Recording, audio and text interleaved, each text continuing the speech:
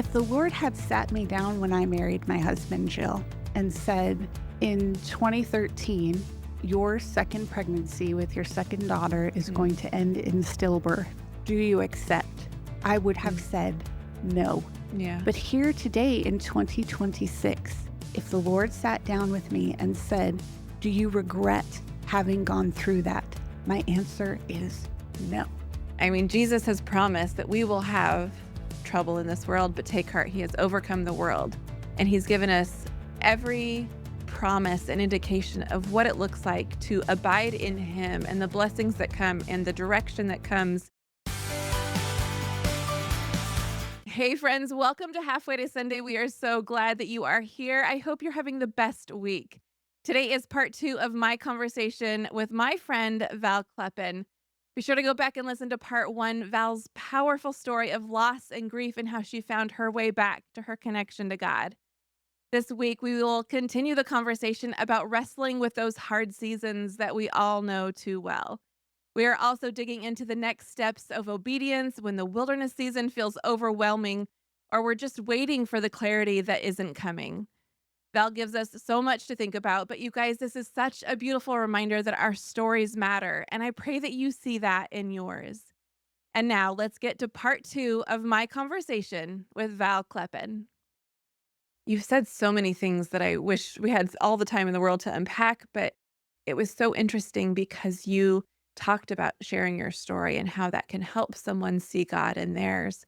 And that's exactly what I wanted to highlight because you do that so well. You obviously you do that with your podcast. We're going to get there in just a second, but our stories, we are wired for story. We learn in story. God shows up in flesh and uses story to teach about the kingdom of God. And so I think that's such an important part of what you said is not only the surrender, which is so important. His way is always better. But our stories matter. And so, friend, if you're listening and you think that your story doesn't matter, may mine and Val's story just give you a glimpse of why it does. You telling your story, whether that be on a podcast or in a conversation at a coffee shop, it can help someone see God in their own. And so, I don't want to take away from that. And in fact, I wanted to ask you a little bit more about that because you create space for moms to tell stories on your podcast as well. Why does this matter? Why does sharing our story create so much space for Jesus to show up? Yeah. It just so happens I have a story to answer that with.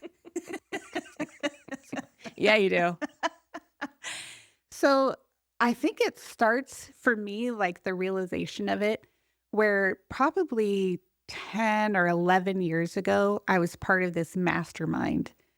And I have not remembered anything about this, but a few weeks ago, out of the blue, I get this text message from another one of those mastermind members that said, hey, we were cleaning house and I found this card and thought you'd like to see it before I threw it out. And it was a card they had written that had like characteristics of me that came to mind for them when they thought of me.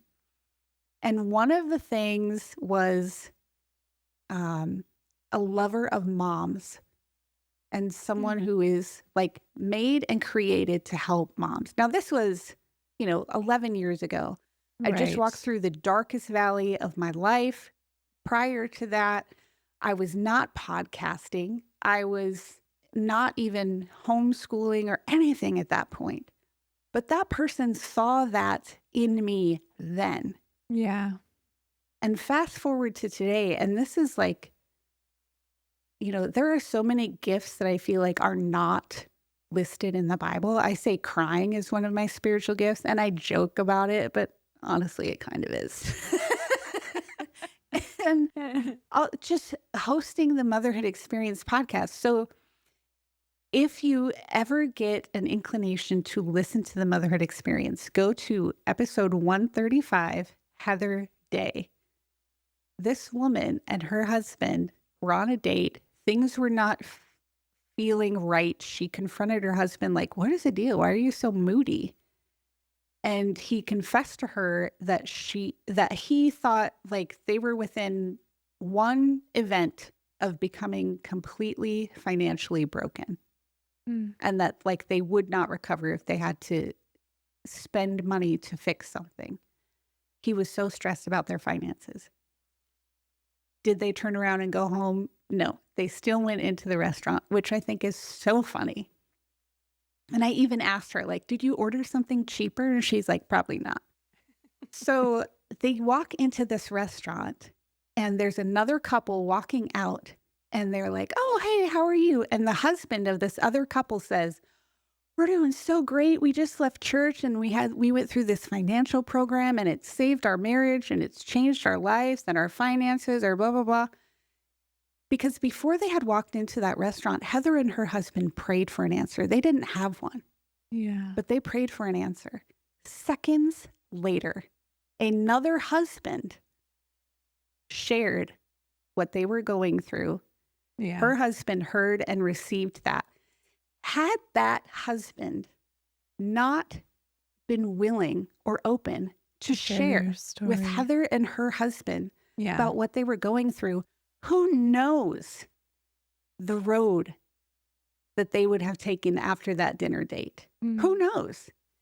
If we are not willing to share our story, we may be depriving people of an answer to prayer. Yeah. It's a big deal.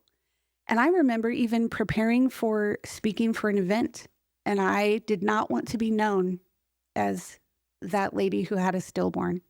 And so I wasn't even going to talk about it. I was going to talk about something completely different. I started making slides for something completely different. I have a Mac, which is a miraculous machine that never does anything wrong. Personal opinion. However, those presentations disappeared without a trace. Yeah. And in whining and complaining and crying out to the Lord about it, because it was good stuff, I thought, Right. the answer came, if you're not going to share your story, why do you have one? Woof. Exactly. That was a punch to the gut. Mm. I have no idea who my story is going to impact or influence, but am I going to be obedient in sharing it? You bet your bottom dollar. Yeah. I don't even know if that answered your question, but I am fired up about it, Jill. Well, it's so interesting. And just to peel back just for a minute, you and I had a conversation recently where we kind of talked about this, like your love for moms, but also just that purpose of creating space to encourage them and to also create that space and tell our story so that people can see the nuggets that God leaves behind, those clues of who he is and his goodness. And so I'm glad that you're fired up because I think that that's what shows not only that just that transformation that God has brought you through, all the traumas and the hard seasons and the wilderness that we that sometimes is lasts way too long and we don't want to stay there. But there's also this glimmer of hope of what God is doing now. Mm. And so maybe that's the thing of what would you tell someone right now who's just like, I can't see what God's doing. I can't see why I'm in this wilderness. I can't see that God is sending me any sort of glimmer of hope or nuggets right now. How would you encourage that person? I would encourage them in a way that may not seem encouraging at first. Mhm. And that would be to just, cup their face in my hands and say, but who do you think you are? Okay, tell us more. Yes. Why do you need to understand who it's Mm. going to affect? Because my grandpa would have turned 100 years old this March. He died in 2019. I was his oldest granddaughter and therefore his favorite. There is no dispute I would never dispute whatsoever. it. I would never. And that man passed away in 2019, but the ripples of his life are Mm. still influencing our family today. Mm. Yeah. Would he have known that? No. But He knew enough that it didn't matter what he didn't know. He was going to continue living anyway. Mm. And so that is what I would say. Who do you think you are that you need to have the answers right now today? Mm. Because the ripples of your choice to continue sharing your story, to continue encouraging others, Right. even and especially, I would say, when it's hard, Yeah. those ripples are going to carry through time and impact generations. Yeah.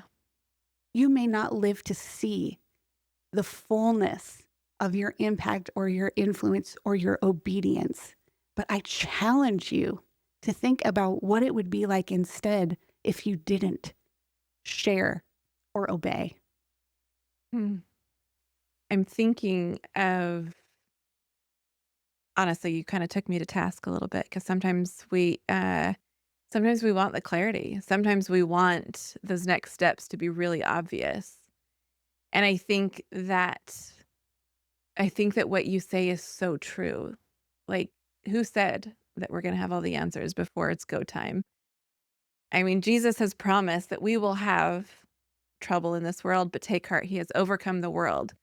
And he's given us every promise and indication of what it looks like to abide in him and the blessings that come and the direction that comes.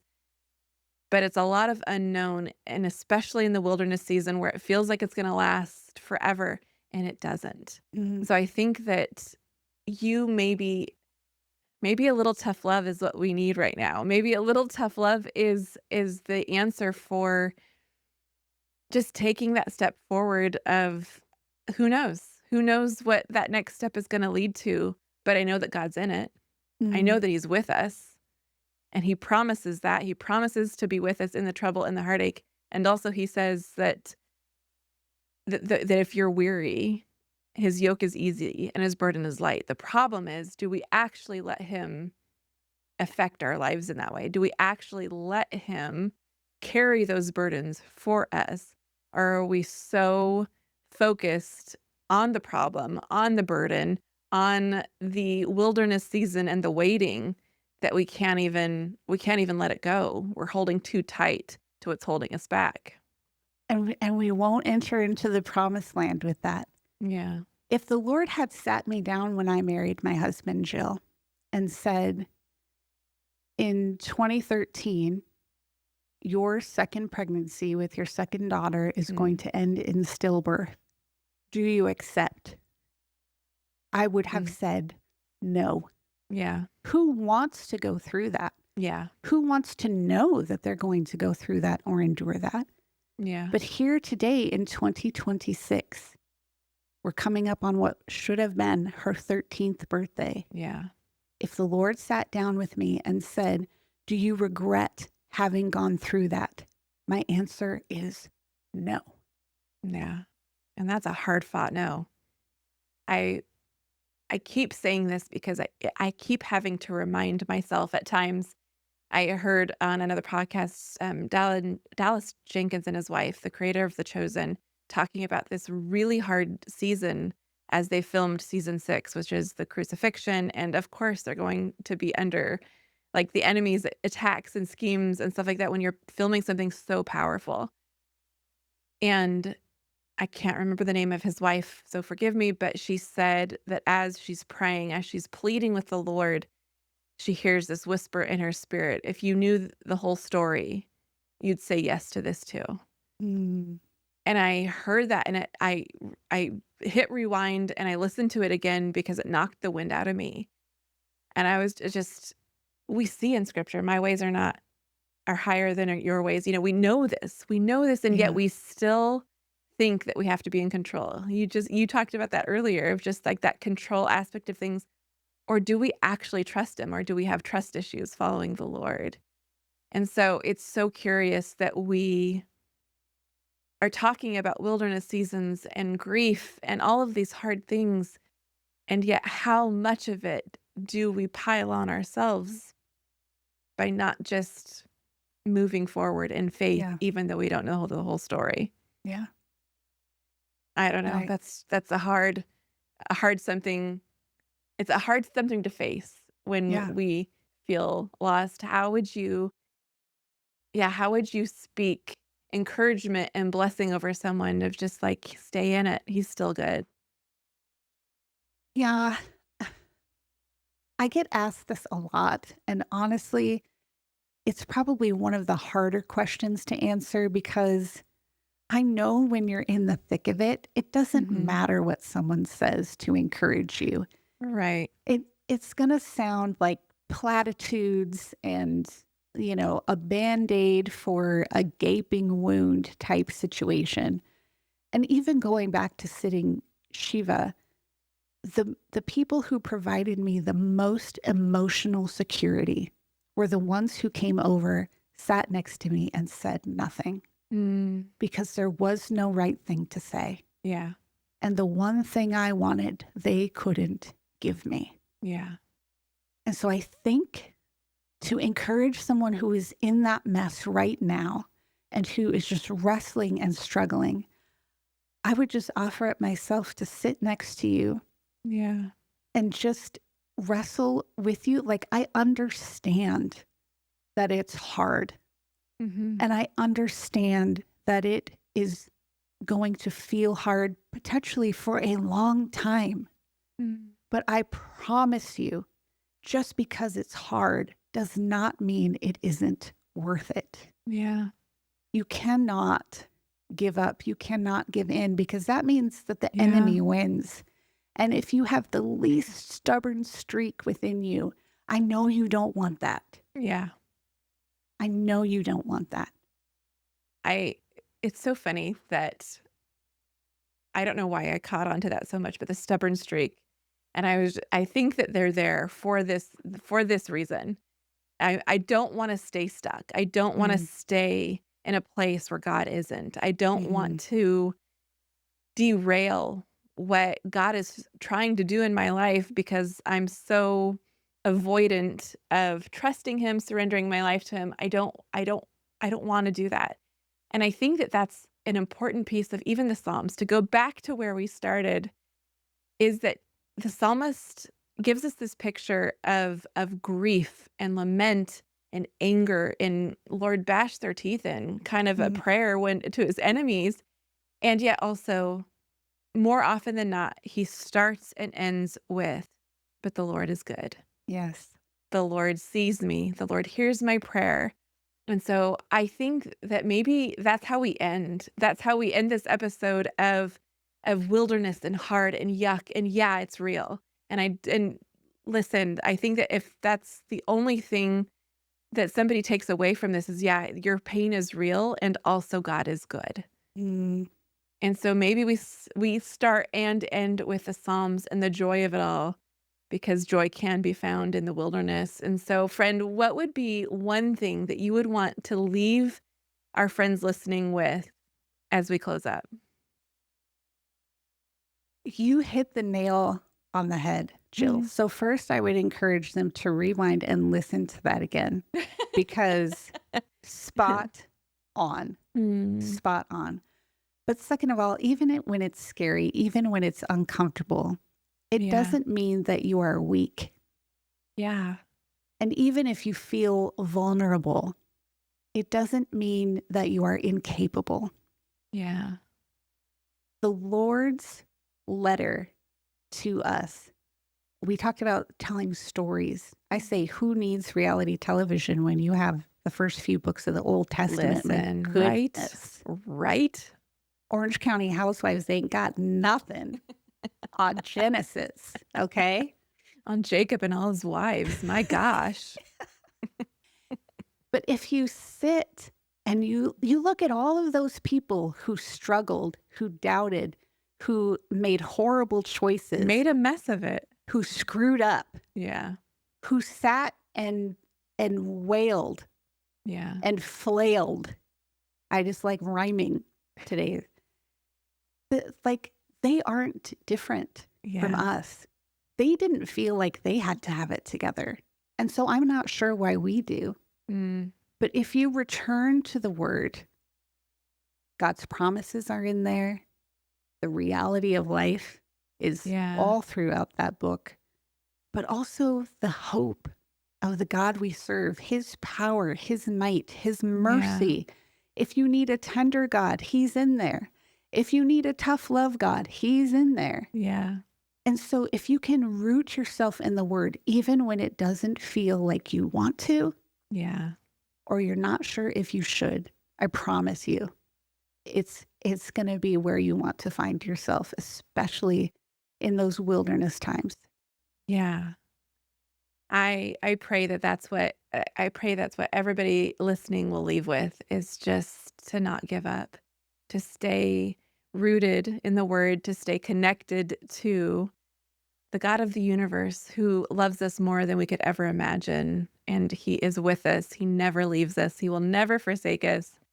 And so, friends, I hope that as you hear Val's story, as you hear us talk about these wilderness seasons, I just pray that it blesses you and just reminds you of what you know to be true about God. Val, thank you so much for being here. I love and adore you, but would you please tell our friends listening how they can connect with you? Thank you, because I forgot about that part. So, yes, you can find me over at themotherhoodexperience.com. That's where you can find recent guests who have been on the podcast. You can listen to the podcast from there or wherever you stream podcasts. We also have a YouTube channel if you prefer video content. And on Instagram, that's where I'm most active for social media. I do have a Facebook as well, but on Instagram, it's at _ the motherhood experience. I would love to connect with you because Yes. I love and adore Jill. And so her people are probably going to be my people. So I look forward to meeting you. 1000%. And also for fun, because we have a super producer who answers all of our questions. The pizza place on 23rd in Portland is Life of Pie. That is it. Oh, 23rd. Yeah, on 23rd. Yes, that's it. That is it. I can't remember if we've been there, but also we love Ken's and we are loyal to Ken's Bakery and Pizza. Oh, my husband just reminded me we have been there. He's like, Jill, Jill, we've been knock, there. knock. Listen, my mind can only contain so much good stuff, and Portland is so I feel like this has been a commercial for Portland, but Right. friends, thank you so much. I'm so glad that you could join us to share your story. We're so grateful for you. Again, I love and adore you, and I'm so grateful that you could join us. Likewise. Thank you so much, Jill. Friends, I'm so glad you're here. I hope you leave each episode feeling loved and seen. Don't forget to hit subscribe so you don't miss an episode. And while you're there, would you share it with someone? And if you found this to be encouraging, empowering, or it equipped you in any way, would you leave a rating? That helps new friends find us and join our community, and we would love to hear from you. Finally, don't forget that you can join us on Instagram and TikTok at halfway to Sunday. See you there.